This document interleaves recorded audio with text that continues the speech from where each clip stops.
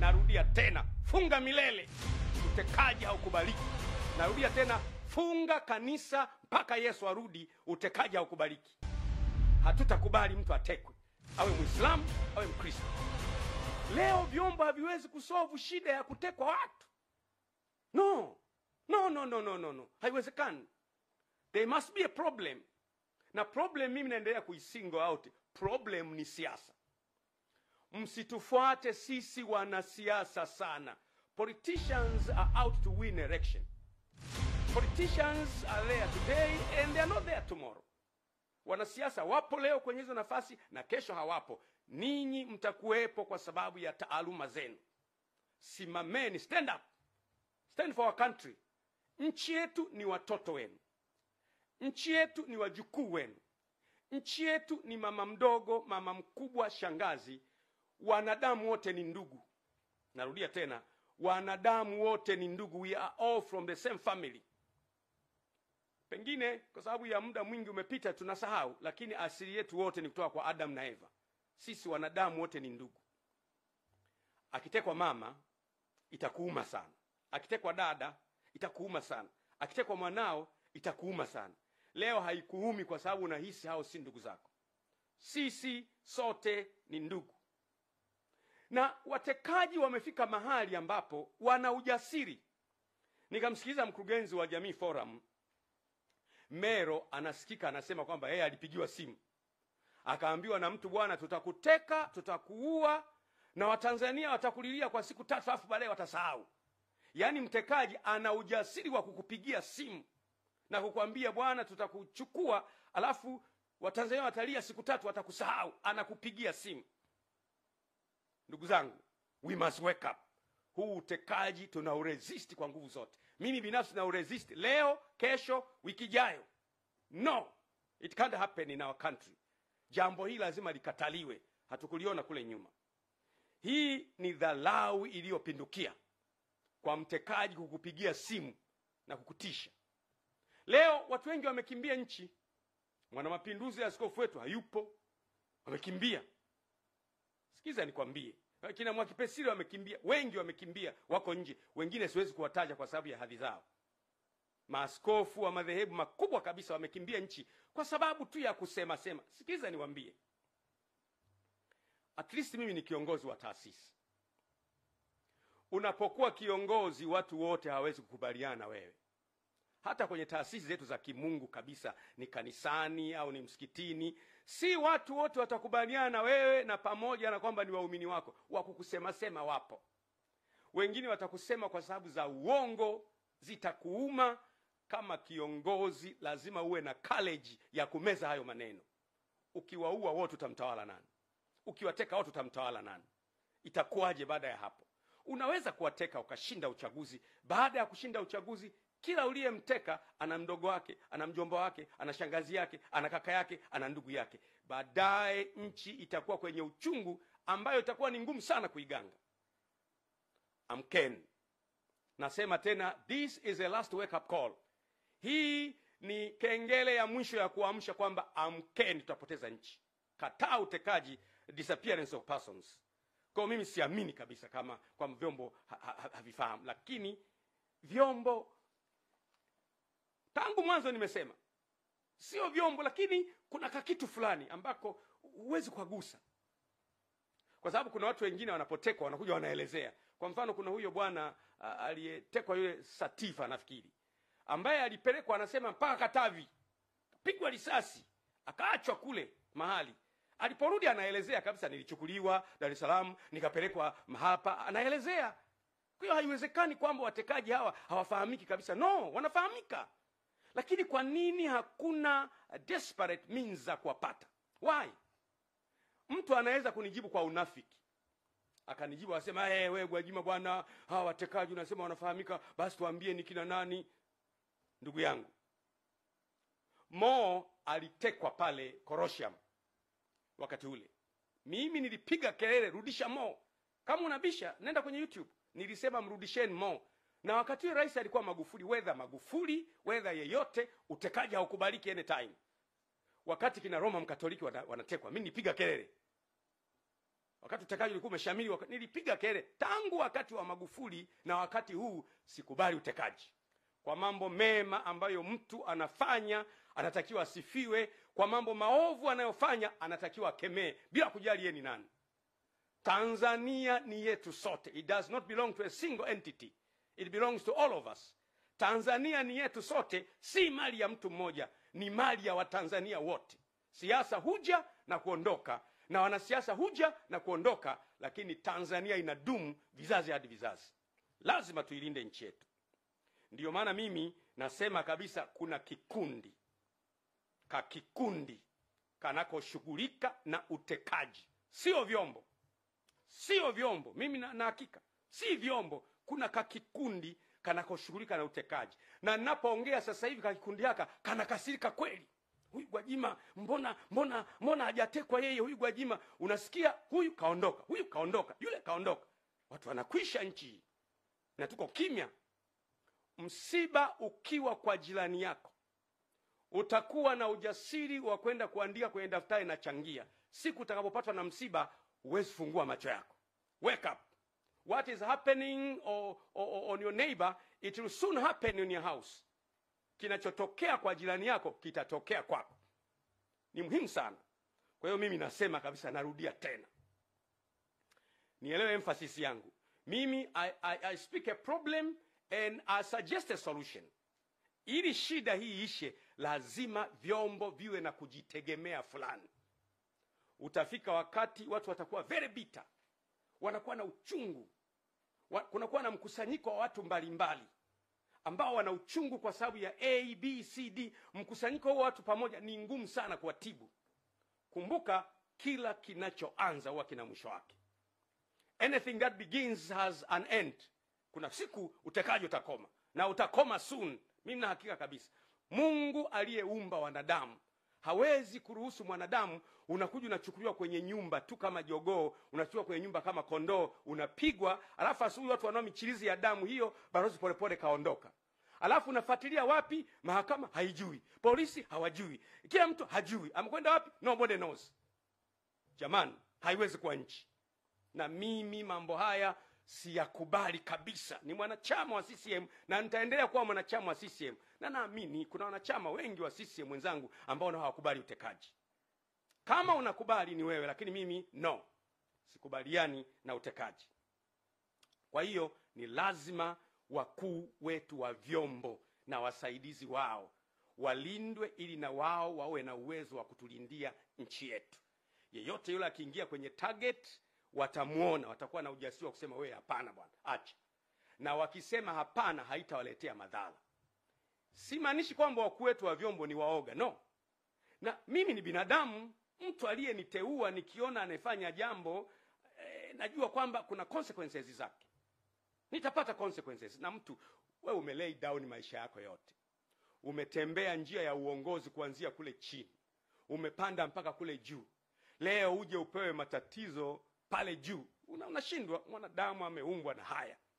Kwa hiyo nashauri mno, nashauri sana, na hili jambo itakuwa ndio tiba permanent ya utekaji na mambo mengine yanayohusiana na utekaji. Tiba ya ulinzi wa maono ni hivi kwamba ili maono ya nchi yalindwe, tuwe na vyombo vya kulinda maono. Kwa mfano, mimi nilipokuwa bungeni nimezungumza sana kuhusu maono ya muda mrefu.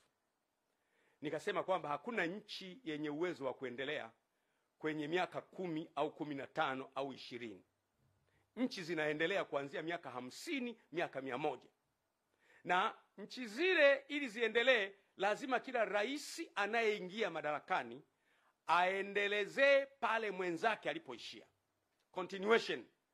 Rais yeye anaingia, anaendelea, halafu rais mwingine anaingia, kunakuwa na muendelezo, kwa sababu maono ya taifa yakwepo. Nikupe mfano mzuri. Kwa mfano, Rais Nyerere anaishia hapa. Anaingia Mheshimiwa Mwinyi, anaendeleza alipoishia Mwalimu. Anaingia Mheshimiwa Mkapa, anaendelea pale.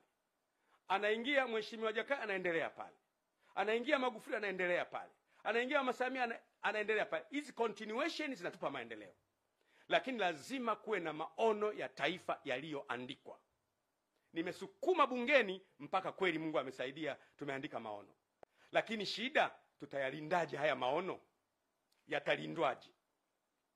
Yatalindwaje haya maono? Ndiyo tumeandika kwenye makaratasi hapo. Vitu vingapi tumeviandika na havifanyii kazi? Ataingia kiongozi, hafanyi yale maono. Tajenga madaraja, tutapiga makofi. Tajenga tutapiga makofi. Lakini hafanyi yale maono. Ni nani wa kwenda kumwambia mheshimiwa samahani, yale maono yetu ya wananchi huyafanyi? Hayupo. Waziri atamwambia, atafukuzwa kazi. Waziri mkuu atamwambia, waziri mkuu ni mteule wa rais. Makamu wa rais atamwambia, hawezi kumwambia. Sasa hivi vyombo sasa vya kwetu hivi vinavyokuwa na kujitegemea fulani, vinakuwa pia walinzi wa maono. Wana uwezo kwa unyenyekevu kumwendea mheshimiwa rais, mheshimiwa tumekuja kwako. Sisi wakuu wa vyombo, maono ya wananchi ni haya. Maono ya wananchi ni kwamba wanataka gridi ya taifa ya maji. Maono ya wananchi ni kwamba wanataka kila wilaya iwe na hospitali. Maono ya wananchi ni kwamba wanataka kila barabara iwe ya lami. Maono ya wananchi wanasema kila mtoto mwenye uwezo wa kusoma chuo kikuu asome chuo kikuu. Maono ya wananchi ni kwamba asipatikane mtu wa kukaa kwenye nyumba ya majani. Maono ya wananchi ni kwamba kuwe na innovation centers, centers za uvumbuzi, wale watoto wenye vipaji maalum wawekwe pale. Unaanza kuondoka mheshimiwa. Hao watakuwa ndio walinzi wa maono. Vinginevyo, bila ya hivyo, tutaandika maono kwenye vitabu ambayo hatuwezi kuyalinda. Lakini nataka kuambia, asubuhi inakuja. Narudia tena, tutazame kule mbele, asubuhi inakuja. Haya mambo ya utekaji na kuumiza watu kuna siku yatakwisha. Na naamini kabisa yatakwisha. Ndugu zangu, ufisadi na uharibifu wa mali za taifa. Taifa letu lina safari ya kujenga uchumi na kuinua maisha ya watu. Objective au lengo kubwa la kila taifa ni ustawi wa watu wake. Inafahamika. Lengo kubwa la kila serikali ni ustawi wa watu wake. Ufisadi msingi wake mkubwa ni choyo, ulafi, ubinafsi, kukosa kuwaona wengine wana thamani kuliko wewe. Na ndio maana unakuta mtu amejilimbikizia vitu. Kumekuwa na malalamiko kila mahali ya wizi wa mali, ambao mimi huwa naepuka sana kumtaja individual. Kwa sababu nikilazimia kumtaja individual huwa namtaja in details. Ndio maana nasema ili mpate ujumbe. If I am obliged to speak an individual, I have to detail the individual. Na mimi singependa sana. Lakini wizi umezidi. Tunaona kwenye mitandao tuhuma zimejaa wizi, si madini, si hiki. Tuhuma zimejaa. Na hili jambo linatakiwa kufanyiwa kazi. Ni hatari sana kwa ustawi wa taifa letu. Tumekuwa tukimsikia Polepole, Mheshimiwa Polepole akisema wazi taarifa mbalimbali za ufisadi mkubwa kwenye madini, kwenye maeneo mbalimbali ambao mimi sitaki kuyasema. Sitaki kuyasema kwa sababu mimi nimekuwa kwenye kamati ya bunge ya biashara, viwanda na uwekezaji wakati ule. Nafahamu vitu vingi. Nafahamu sana kuhusu Liganga na Mchuchuma. Wale wabunge wenzangu tuliokuwa kwenye kamati moja wanajua nikiwa naongea. Nilishaya kusimamia kuhusu Liganga na Mchuchuma. Nikasimama na kuwaelezea kwenye kamati. Nikatoa na document. Nikaonyesha document jinsi ambavyo tumepoteza pesa nyingi. Yaliyonipata Mwenyezi Mungu peke yake anajua.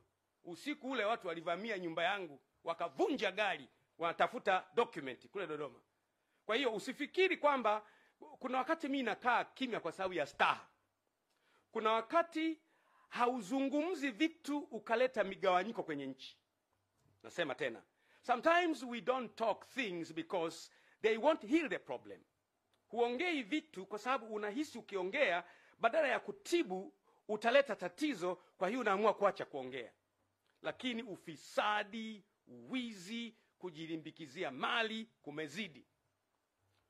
Mimi ipo siku ambayo ikilazimika ninaweza kukutajia akaunti za watu walizo camouflage fedha na kwenye majina ya watu na kampuni tofauti. Naweza kutajia. Lakini nawaza itajenga nini? Inaleta bitterness na ugomvi na uchungu kwa watu. Lakini vyombo ndio vingekuwa na uwezo wa kutulindia hayo. Kumbuka kilio changu mimi ni vyombo. Nani amfunge paka kengere? Ni nani? Nani huyo atakayesema kwamba huyo hapo? Hamna. Mwizi hawezi kumkemea mwizi mwenzake. shetani akimkemea shetani, basi ufalme umeanguka. Siwezi kuongelea mambo ya gesi, makaa ya mawe, mambo ya madini, yameongelewa sana. Lakini nisikilizeni niwape neno hili. Ukijenga nyumba nzuri, ukaweka uzio mrefu, ukaweka na fensi ya umeme, alafu ukaweka na mbwa wakali sana, German Shepherd, mbwa makubwa, alafu ndani unakula vizuri, una magari mazuri, unaendesha vizuri, alafu majirani zako wana njaa, na wao wanajua kwamba yule jirani mwenye fensi ya umeme na mbwa wakali na walinzi wakali anakula ndani, hauko salama. Ipo siku hao majirani watapigwa shoti ya umeme 50, lakini 200 wataingia ndani. Hivyo ndivyo inaogopesha viongozi wanapojirindukia mali wao wenyewe wakawasahau wananchi. Ipo siku wananchi wataruka fence, wataumwa na mbwa 50, wataumwa na mbwa 50, watapigwa shoti ya umeme 100, lakini 300 watakukamata. Hatutaki kujenga uchungu kwa wananchi wetu kwa mambo yanayoweza kuzuilika.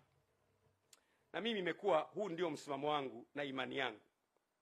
Lazima kila mtu afahamu ya kwamba kipaumbele cha taifa linalojitambua, ambalo viongozi wake wanajua wanachofanya, ni watu wao. Narudia tena, lazima kipaumbele cha kiongozi yeyote iwe ni watu wake. Nikupe mfano. Kwa mfano, unajenga barabara kwa ajili ya nini? Watu wapite, watu waendeshe magari. Unajenga hospitali kwa ajili ya nini? Watu watibiwe, watu wapate kazi. Unaleta maji kwa ajili ya nini? Watu wanywe. Unaweka umeme kwa ajili ya nini? Ili watu waone. Unaweka mwendo kasi kwa ajili ya nini? Watu watumie. Shule kwa ajili ya nini? Watu wasome. Kwa hiyo ni watu. Kwa hiyo msingi wa maisha ni watu. Narudia tena, maendeleo yoyote ambayo hayamuoni mtu kama priority si maendeleo. Because all that we do on the earth is for human. If you only remove human, all what you're doing is useless. Chochote unachofanya duniani ukiwa hai ni kwa ajili ya watu. Ukimwondoa mwanadamu tu havina maana. Magorofa yote haya, nyumba hizi zote zenye air condition, kama wanadamu wote hawapo, baada ya muda ni mapango ya mbweha. Kwa hiyo mwanadamu ndiye anatakiwa kupewa kipaumbele, kuheshimiwa, kusemeshwa vizuri, kusikilizwa. Lakini leo sisi tunawateka hawa wanadamu sasa. Unasema natakujengea jumba afu namteka huyo. Na kuletea maji afu namteka huyo. Na kujengea barabara afu anatekwa huyo. Lazima kiongozi yoyote anayejua anachofanya, focus yake iwe ni watu. Watu asubuhi, watu jioni, watu usiku, watu mchana. Watu ni wa muhimu kuliko vitu. Na viongozi wazuri wanatoa kipaumbele kwa watu. Ndugu zangu, ukiona giza limekuwa zito sana, ujue asubuhi inakaribia. Giza limekuwa zito sana. Watu wanaishi kwa hofu. Mimi kipindi hiki nimekuwa kimya, watu wananipigia, wanatafuta, mheshimiwa yupo, Gwajima yupo, atakuwa ameshaondoka jamani, atakuwa ameshaondoka naye. Nipo na nipo sana. Nipo sana kwa sababu Mungu amenipa neema ya kuendelea kuwepo. Hatari ninazozipita si za maana sana ukilinganisha na umuhimu wa taifa letu kwa siku zijazo. The dangers I meet are less important in comparison with the necessity of protecting our country in the future. Hatari ni nyingi. Unatembea mtu unakuwa kwenye mashimo, kwenye mahandaki. Lakini nasema iwe kwenye mahandaki, iwe kwenye mashimo, iwe kwa kujificha, iwe kwa kuishi au kwa kutokuishi, lazima mimi nitaisimamia nchi yangu na kuitetea nchi yangu, na utekaji hapana. No. Na tutazame kule mbele. Asubuhi inakuja, siku ambayo kutapambazuka, tutembee mitaani, hatuna hofu ya kutekwa wala kupotea. Siku ambayo mtu atakuwa wa thamani kuliko kilomita za barabara ya lami au ya zege. Siku ambayo uhuru wa kuongea na kukosoa utakuwa wazi, utazungumza bila ya kumwogopa mtu. Siku zinakuja. Sasa hata kuipata haki imekuwa shida. Unaona mtu anahangaikia haki. Kwa mfano, nikupe mfano mzuri. Vyombo vya kutoa haki kwa mkono wa sheria vinatakiwa kuwa famu. Mahakama zetu ziwe famu. Bahati nzuri sana, jina hakimu au jaji ni jina la Mungu mwenyewe. Biblia inasema kwamba msingi wa kiti cha enzi ni haki na hukumu. Maandiko yanasema hivyo. Msingi wa kiti cha enzi cha Mungu ni haki na hukumu. Kwa hiyo mtu akiitwa hakimu au mtu akiitwa jaji ni jina la Mungu, kwa sababu Yesu anaitwa hakimu wa haki. Kwa hiyo watu wanapotafuta haki kwenye mahakama hawazipati. Unaweza kufika wakati watu wakafa moyo, wakatumia njia isiyo sahihi kuipata haki yao. Nitoe mfano. Kwa mfano, unamwona mheshimiwa kwa mfano Ruhagampina, mgombea wa chama chake ACT. Tangu alipoanza kugombea akatolewa, amehangaika mahakamani mpaka muda wa kampeni umeisha. Yaani muda wa kampeni umeisha, bado anatafuta haki. Hebu jaribu kuimagine, anatafuta haki tu na yeye awepo kwenye ballot paper apigiwe kula, mpaka muda wa kampeni siku 60 zimeisha. Juzi nimemwona yuko mahakamani anatafuta haki. Muda umeisha, anatafuta haki. Amekata rufaa, hajapata bado, anahangaika, hajapata haki bado, mpaka muda wa kampeni umeisha. Sasa hebu niulize, kama mtu anatafuta haki kwenye chombo cha kumsaidia apate haki, hawezi kuipata, atafuta haki wapi?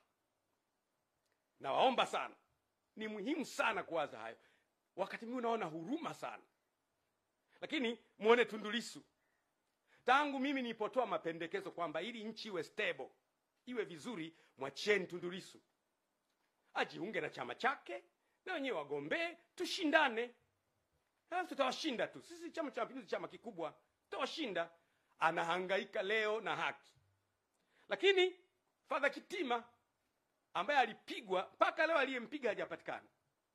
Na hao watu waliompiga wapo. Lakini Balozi Humphrey Polepole, mbunge mstaafu, mwenezi wa Chama cha Mapinduzi na mjumbe wa kamati kuu na mjumbe wa halmashauri kuu ya taifa, mstaafu, amepotea. Dar es Salaam amepotea. Yaani Dar es Salaam unapotea. Dar es Salaam polisi hajui umekwenda wapi, jeshi la wananchi hajui umekwenda wapi, familia hajui umekwenda wapi, lakini umepotea. Lakini msifikiri kwamba watu wanaopotea wanapotea kabisa. Hapana. Hapana. Yule mtu anayeshughulika kukuteka ametumwa, ni binadamu. Baadaye pembea anasema, bwana unajua iko hivi, iko vile, iko hivi. Watu wanajua. Mimi nawashauri mno, vyombo jitahidini kwa kadiri mnavyoweza kukisaka kikundi hiki ambacho kinateka watu katika nchi. Na mgundue kwamba pamoja na kwamba sio sisi, lakini siku zijazo tutakuja kuunganishwa kwamba tulipokuwa madarakani matukio haya yalitokea. Jambo zuri likitokea, heshima inawaendea nyie. Narudia tena, jambo zuri likitokea katika nchi, heshima inawaendea nyie na vizazi vyenu milele na milele. Jambo baya likitokea, aibu inawaendea nyie milele na milele. Kwa nini tunamsoma Mangungo? Tunamsoma Mangungo leo kwa sababu Mangungo wa Msovelo alikuwa anauza watu wake. Mpaka leo sidhani kama mtu atakubali kuitwa yeye ni wa ukoo wa Mangungo, kwa sababu ukoo ulishaharibika. Kwa hiyo mambo ambayo yanafanyika yana reflect kwenye kizazi chako miaka ijayo. Ni muhimu sana watu wanapotafuta haki wapate haki yao, ili watu wasife moyo. Makanisa ya Ufufuo na Uzima ambao mimi nayaongoza, ni kiongozi wao, yalifungwa kwa sababu mimi nilitoa hotuba ya kupinga utekaji. Unaona sasa ilipofika. Sasa unaweza kujiuliza, mimi nilipinga utekaji, makanisa yakafungwa. Ina maana aliyefunga makanisa na utekaji wana uhusiano? Mimi ni swali lile, sijasema wana uhusiano, ni swali. Kwa sababu mimi nilikemea utekaji. Nikasema utekaji haufai. Makanisa 2006 makanisa yamefungwa. Mikoa yote, wilaya zote, tarafa zote, kata zote yamefungwa. Kwa nini? Nilikemea utekaji. Sasa Ina maana kuna mchungaji kiongozi 2006 sasa hivi wako mitaani, hawezi kuongoza ibada. Kuna maaskofu wetu 32 hawezi kuongoza ibada. Kuna waumini 3 na laki kadhaa hawezi kwenda kwenye ibada. Wanawaza nini hawa watu? Tumeamua sasa, basi wamefunga, tutumie njia ya kutafuta haki kwenye vyombo vya haki. Hatujapata mpaka leo. Mpaka nikiwa naongea leo, hakuna muumini wa makanisa yetu, kanisa halijafunguliwa mpaka leo. Kwa nini? Umekemea utekaji. Narudia tena, funga milele, utekaji haukubaliki. Narudia tena, funga kanisa mpaka Yesu arudi, utekaji haukubaliki. Hatutakubali mtu atekwe, awe Muislamu awe Mkristo. Kule Zanzibar wanaendelea vizuri. Zanzibar kule si wamefanyaje? Wenyewe wako kwenye uchaguzi, wanaendelea vizuri. Wapinzani wanaendelea na wengine wanaendelea. Huku kumekuwa na shida. Kwa hiyo mimi kabisa nasema waziwazi kwamba makanisa hayajafunguliwa mpaka leo. Tuko kwenye vyombo vya haki kwa muda wa miezi 5, haki haijapatikana bado. Waumini wako wanazagaa 3 wako mtaani, wananiuliza tufanyeje? Unategemea nini? Mahala ambapo mtu anaonewa, anatumia chombo cha haki kuipata haki, hawezi kuipata kwa wakati, unategemea huyu mtu atafanya nini? Kwa hiyo ninaomba sana vyombo vya haki viweze kufikiri na kuona namna ya kutoa haki ili watu wasife moyo. Ni muhimu sana sana sana. Watekaji wanaweza kufikiri wako salama. Mimi ni muumini wa Biblia. Kwenye kitabu cha Ufunuo sura ya 13 mstari wa 10 inasema hivi: mtu akichukua mateka atachukuliwa mateka, na mtu akiua kwa upanga atauawa kwa upanga. Mambo ambayo mnayafanya kwa watu gizani, mambo yale yale miaka ijayo Mungu ataruhusu wafanywe watoto wenu mchana kweupe. Mwanzo sura ya 9 mstari wa 6 inasema, yeye atakayemwaga damu ya mwanadamu, damu yake huyo naye itamwagwa na mwanadamu, maana kwa sura yangu nilimuumba mwanadamu. Nchi inapoanza kumwaga damu za watu wasio na hatia, wewe Waislamu, wewe Wakristo, wewe hawana dini, nchi inaingia kwenye laana. Kwa hiyo ni muhimu sana kujaribu kuepuka jambo hili. Wale Wakristo wa Biblia wakafahamu vizuri. Bwana Yesu alipokamatwa, kama unavyojua Bwana Yesu alikuwa na wanafunzi 12. Alipokamatwa, wanafunzi wake mmoja anaitwa Petro akachukua upanga akamfyeka mkamataji. Lengo lake lilikuwa zuri, wanamkamata bwana wangu niwafyeke na wao. Bwana Yesu akamwambia Petro, ulichokifanya ni kizuri. Unanitetea mimi na kuniondoa kwenye tatizo kwa kutumia upanga, lakini mimi nakupenda. Ile Mathayo 26 mstari wa 52, Yesu akamwambia, rudisha upanga wako mahali pake, maana wowote waushikao upanga wataangamia kwa huo. Maana yake anayeua kwa panga naye atakata panga. Na habari kwa nyinyi watekaji, acheni. Na wale mliowateka waachieni, mwacheni polepole. Release polepole, mwacheni polepole. Kama hayupo mtuambie. Waachieni wengine ambao mmewateka, waachieni. Mtaifanya nchi iwe mahala pabaya. Niwape mfano wa mwisho afu namalizia. Ukiona kwa mfano jumla ya watu wote walioteka, na ndugu zao na rafiki zao na majirani zao na sympathizers wao wanaona huruma, jumla ya watu wote wanaomonea huruma Tundu Lissu kama yeye, kwa sababu wapo wana CCM kama sisi tunamonea huruma, kwa sababu mtu anapokuwa na brain ni asset kwa taifa. Kuna baadhi ya vitu ambavyo tunaacha vyama, tunatumia ubongo wa mtu kwa ajili ya kujenga taifa. Kwa hiyo kuna watu wanamhurumia Tundu Lissu, wengi wapo na wenyewe. Kuna watu wanamhurumia Ruhagampina, jamani Ruhagampina amezuiwa, wapo na wenyewe wengi. Kuna watu wanamhurumia Heche mwenyekiti ambaye anakwenda kwenye msiba wa kumzika Raila Odinga, amezuiwa pale, leo yuko kwenye matatizo, hatujui yuko wapi. Unaona mambo yanavyokwenda. Kuna watu wanahurumia makanisa ya Ufufuo na Uzima amefungwa jamani. Mkusanyiko wa watu hawa wote, kuna mawinga wanalalamika. kuna mkusanyiko hawa wote wanapotima kwa pamoja, nchi inakuwa haiko salama. Tunatakiwa tujifunze kuepuka kuignite moto mahala ambapo tunaweza kuzima moto. Niwatie moyo ndugu zangu wananchi, Mungu hachelewi. Mungu hachelewi kuitimiza ahadi yake. Utekaji umezidi, maisha ya watu yanaharibika, na Mungu atajibu. Maneno yangu haya ni ya thamani sana, hasa kwa muda ambao nayazungumza. Kwa muda huu hakuna mtu anaweza kuzungumza na yuko nchini. Mimi niko nchini, niko hapa kwenye nchi. Wengine wote wamekimbia. Kwa nini? Na ninapozungumza wanaanza, jamani, kwa nini atakuwepo? Sikiliza niwaambie, Bwana asipoilinda nyumba, wao walindao wakesha bure.